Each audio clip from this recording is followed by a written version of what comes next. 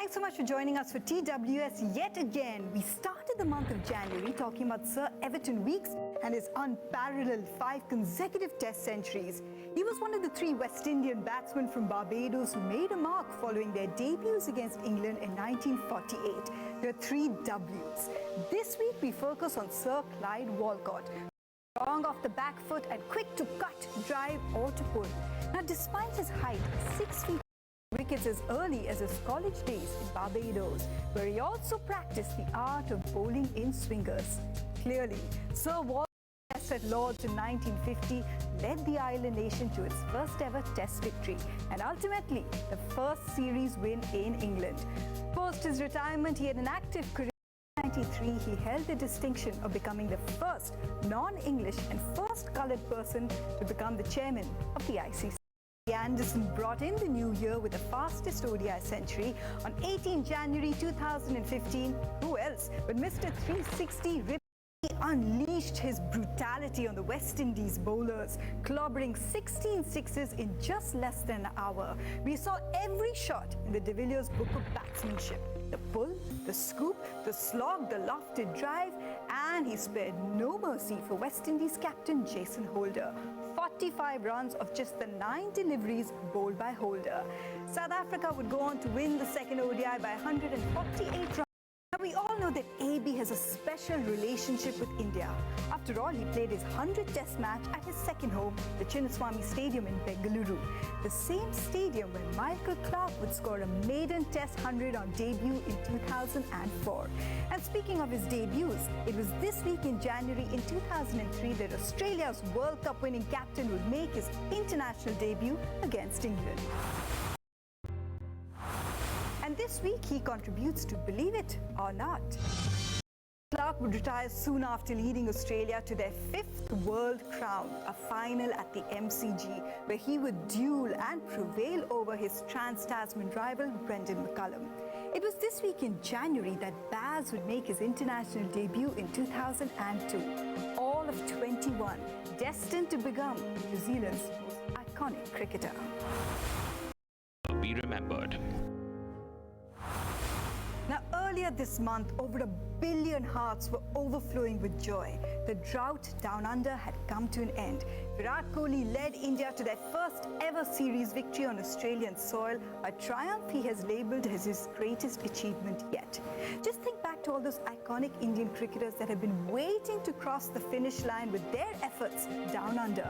Before India's victory in Adelaide in this tour, we had last savoured victory in Australia over a decade ago. Perth, 2008, in the aftermath of the infamous Monkey Gate saga, as Boria Majumdar recalls from the stash. I'm sure so many of you have memories from Perth in 2008. Share them with us. Use the hashtag TWS on SS, and we'll be right back. Welcome back to TWS. On the 20th of January, Indian all-rounder Akshar Patel will be 25. Last war between his former team. The Kings 11 franchise had released him ahead of the IPL auction, but he must have felt vindicated after a bidding war between his former team. Well, it was this week in January that a prominent member of India's famed spin quartet was to make his international debut. In 1963, that leg spin became a priority, and on the 21st of January 1964, he was to make his Test debut versus England. Chandrasekhar was influential in setting up India's first victory in England when he picked up 6 wickets for 38 runs at the Oval in 1971.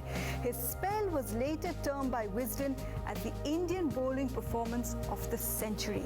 He also played a major role in India's victory in Australia in the 1977-78 series when he became the first bowler in Test history to register identical figures in the same Test.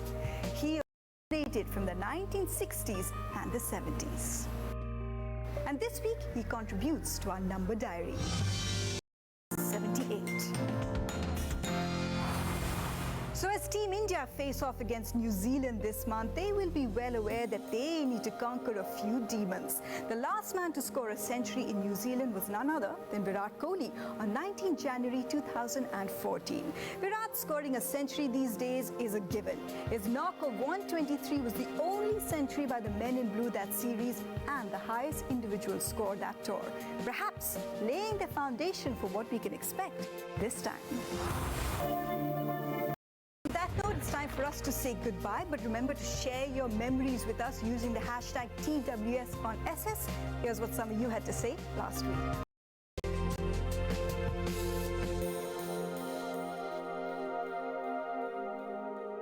So next week will be our final week in the month of January, and it's all about birthdays. See you then.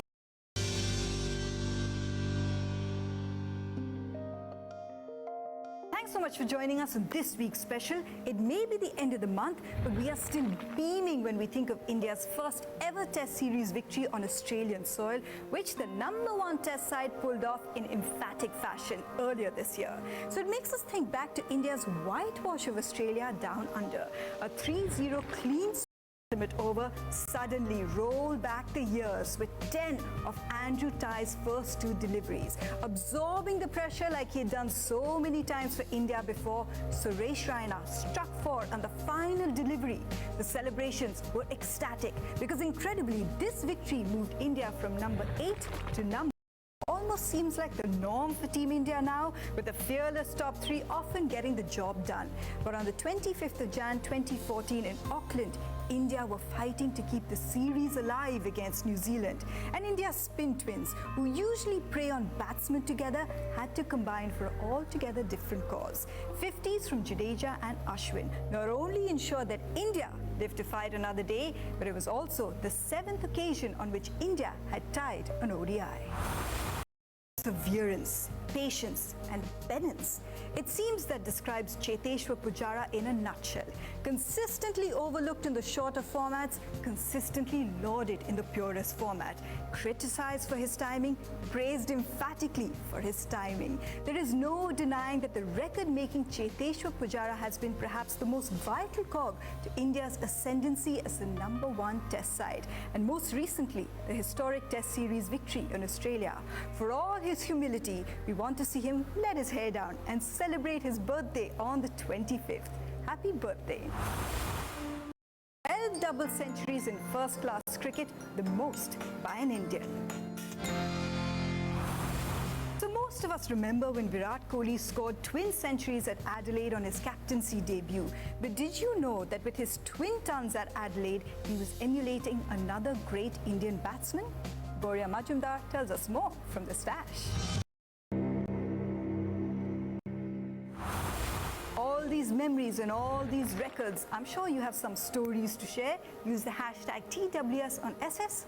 We'll be right back. Welcome back to TWS. This segment is all about birthdays. Make sure the cake is right there and get ready to blow out the candles, because on the 29th, Sir Anderson Montgomery Everton Roberts will celebrate his 68th. Andy Roberts, along with Michael Holding, Joel Garner and Colin Croft, were the most feared pace quarter from the mid-70s to the early 80s. A World Cup winner with the West Indies in 1975 and 79, Roberts was the first Antiguan to play Test cricket for the Windies, leading the way for Vivian Richards and Curtly Ambrose. In his old England out by the afternoon. Roberts was renowned for his trademark use of 2 different bouncers, a slow one dealt with by the batsman, lulling them into a false sense of security, upon which he would deliver the second, pitching it in a similar spot but at a far greater pace and a deadlier outcome. We continue with pace. On to a man once described as Sri Lanka's most penetrative new ball bowler, Chaminda Vaas. The former, and this week he contributes to Believe It or Not. It's turning out to be fast and furious. Perhaps the best words to describe the man who recorded 160.4 kmph in a Test match, the fastest recorded delivery ever. Mitchell Starc, man of the series in Australia's World Cup winning campaign in 2015. A feat matched by his wife, Alyssa Healy, woman of the series in Australia's World T20 winning campaign last year. No doubt that on the 30th of January, the power couple will celebrate Mitch's 29th birthday in style. 29th birthday.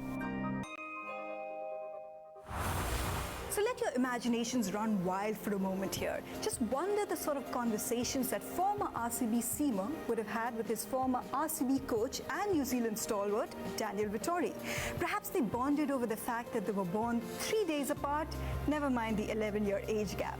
Or perhaps they recall playing against each other in the 2015 World Cup final, following which Dan Vittori announced his retirement. Or perhaps, as New Zealand's most capped Test cricketer, I would imagine that Daniel Vittori has a few more stories to share. On the 27th, he will turn the big 4-0. Happy birthday, Dan. Best possible spirit. So many memories associated with the former RCB men. I'm sure you have some to share. Use the hashtag TWS on SS. Thank you for sharing all your thoughts with us here on TWS. It's been such a fun journey. Until we see you again next season, you take care.